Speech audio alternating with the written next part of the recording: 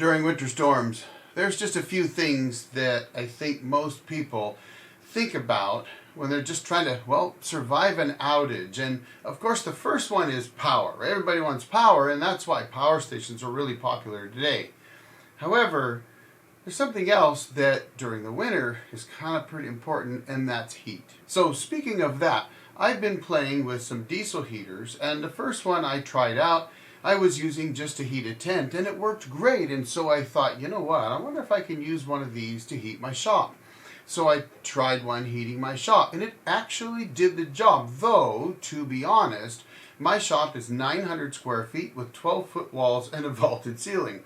And a 5K unit, which is about 17,000 BTUs, did okay as long as temperatures outside were in the 40s. It seemed to do perfectly fine, get the shop heated up and hold it there and not burn too much fuel. Something that puts out considerably more BTUs is absolutely going to do a better job of heating my shop. And I found that when it was about 30 degrees out, it could heat my shop up to 55 degrees fairly easily.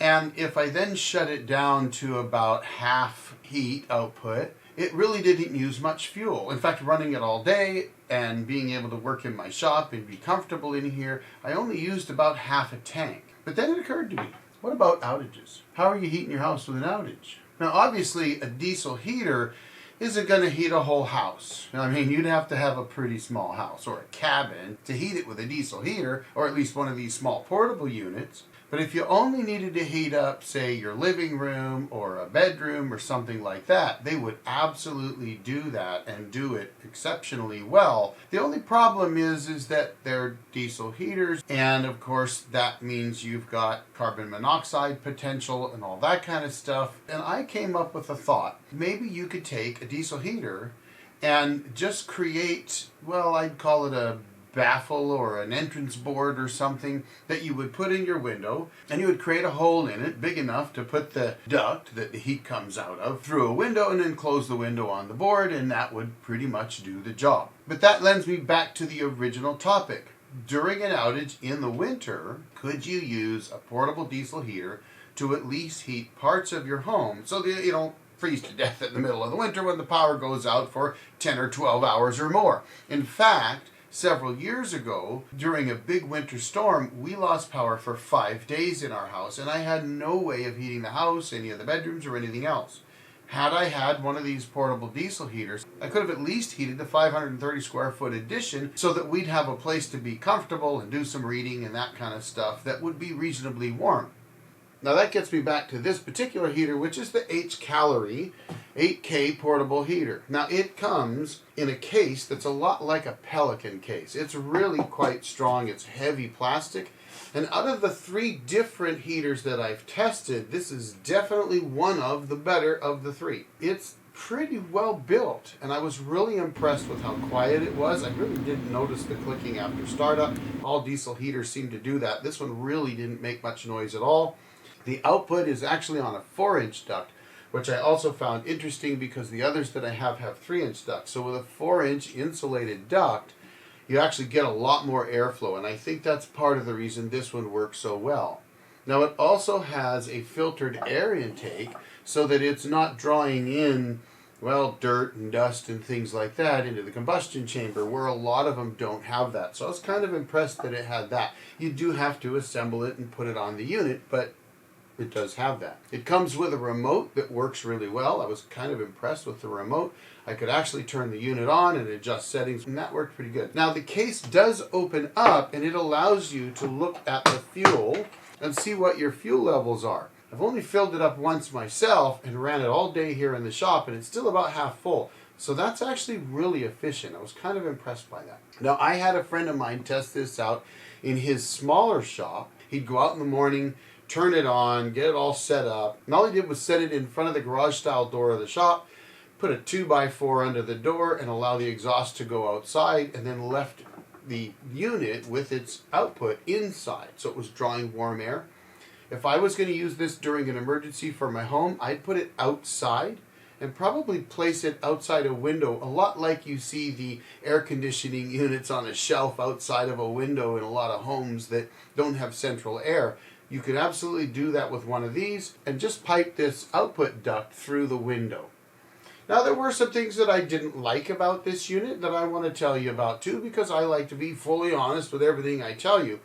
And the first of those is that my heat output duct is on the exact same side as the exhaust. And that means that I can't just run my duct into whatever I'm trying to heat and run the exhaust in the other direction. I have to turn the unit sideways and then push the heat duct towards what I'm trying to warm up and then force the exhaust out the other way. There is about a 2.5 inch separation between the two, but it's also important to note that because in my case I was trying to put it outside and pipe the hot air under the garage door. Well, the problem with that is that it was really close to the exhaust. So I had to kind of change the way I was doing things, open the door even more, put more wood under it, and give myself more separation between the exhaust and the heat output. So I think if Hcalory could swap sides there, that would be really good.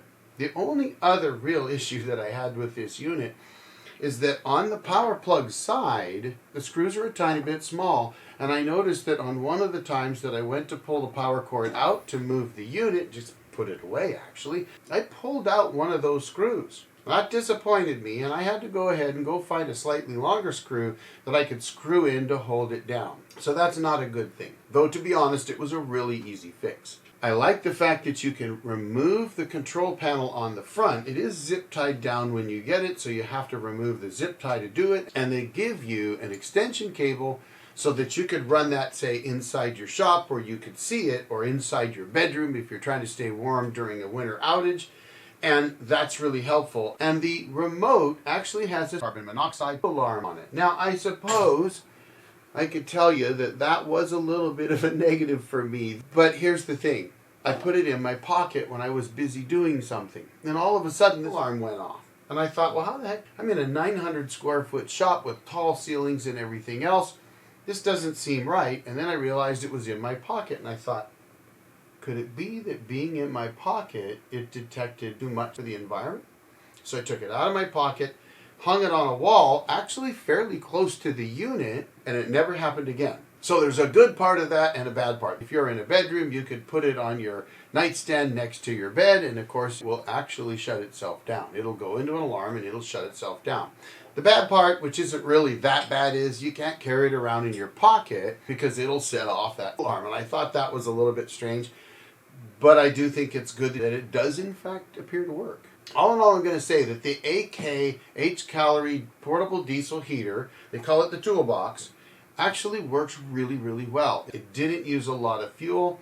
It's very portable. And in fact, after assembly, I actually was able to move it around without taking anything apart. I just unplugged it, picked it up, and moved it somewhere else and set it back up. And I think if you're looking from an emergency preparedness standpoint, if you want to be able to heat up a portion of your house, again, it's not going to heat a great big house, but if you want to keep a bedroom or your living room or something like that a lot more comfortable, one of these could absolutely do that for you. It needs only 12 or 24 volts up to 15 amps to run.